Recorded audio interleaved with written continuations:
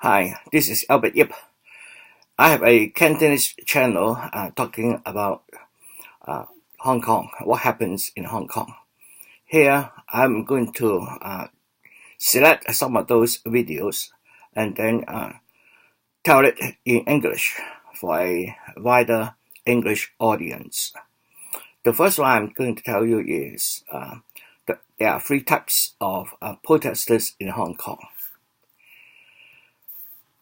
The first group is those who really believe that the Hong Kong government is evil, and they are really fighting for a good cause. This group of people are sincere, but not intellectually honest. They have been brainwashed by Western liberalism. They think they are smart and progressive, but they are not as smart as they think and has a twisted notion of progressiveness. They are your teachers, lawyers, doctors, nurses, civil servants, office clerks, and so on. The second groups are the instigators. They are skilled, manipulative, and scheming. They are the ones who spread the fake news and try to add fuel to the protest fire by spreading lies. They use their brains and stay mostly behind the scene. They use stupid people to do the dirty work for them. This group is made up of spies, disgruntled business tycoons, politicians, and whoever that benefit from the social unrest or hold a grudge against China and the Hong Kong government. The last group are the dumb asses, losers, and assholes of the society who are unhappy because they cannot make it in the real world, but blame those who make it instead of themselves for their failure. They disrespect authority, particularly the government and the police, willfully disregard laws and order, and vandalize the symbols of success. The women can curse in such a way to make a sailor blush. The men are vile and stupid. Both the men and women are just assholes. There are also lots of nut jobs in this group. The brains are fried and you cannot do anything with them with reason. The second group likes to use this group. Like I said before, Group 2 make use of the stupid people. Here you have an economy of scums of the society. For a while, they were financed by some anti-government sources. When their money dries up, they will start raising funds through crimes. Al-Qaeda sold drugs in US. ISIS kidnapped and extorted. The pro-democracy movement can turn into an organized crime very soon.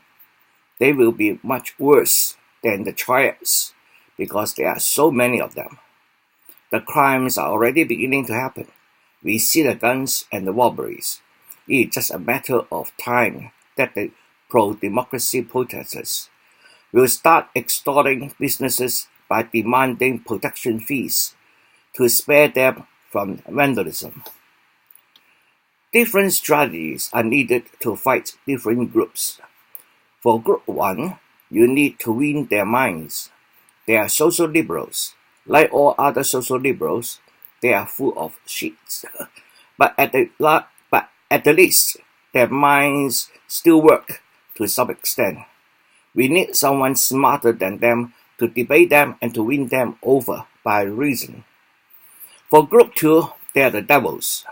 We need to beat them in their game and be the bigger devils than them. Do not give in what they want. Instead, take whatever they want from them. It will teach them. Group 3 loves darkness and hate the angels of light. They hate it when you try to explain morality to them nicely because you make them feel stupid and wrong.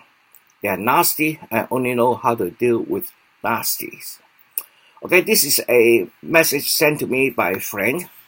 I cannot fully endorse the whole message, but there are some truth in it as well.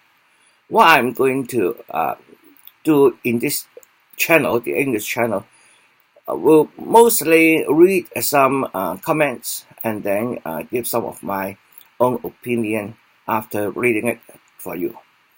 In this particular case, what we are seeing in Hong Kong are a bunch of nasty, masked protest rioters dressed in black. They came out after the peaceful protests we have seen many times over in the past 6 months in Hong Kong. What they started as a protest against a very reasonable and a bill which is legal in almost every other countries. The protest is being victimized, and the people think by passing the bill, the PRC government can randomly pick up anyone from Hong Kong and send it back to China. This is completely false. One country, two systems works for Hong Kong. In this one country, two system, they are running two different legal systems.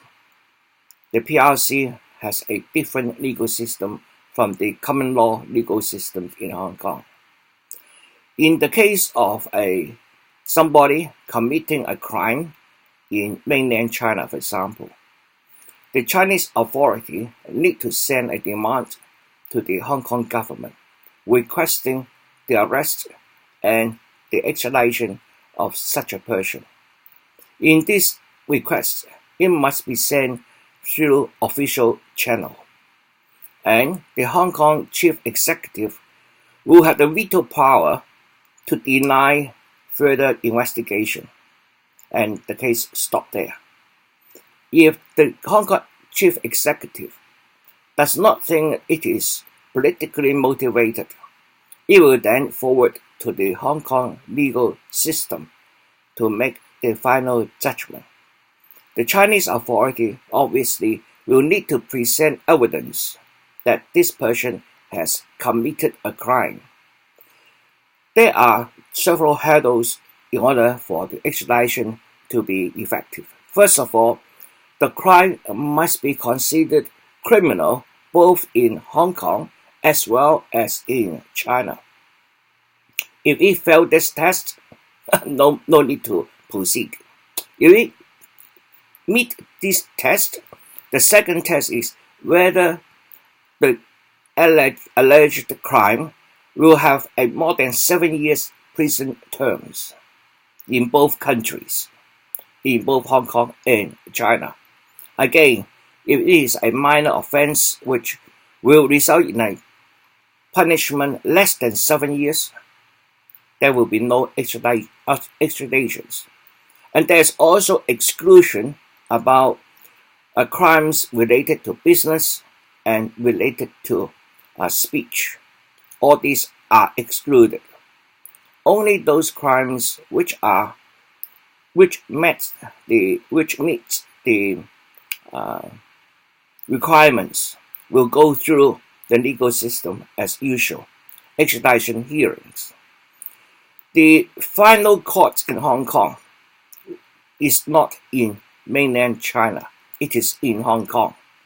That means after appeal, when it is going to the highest court in Hong Kong, the final court in Hong Kong, the judges in Hong Kong will have the final say whether such a person should be extradited.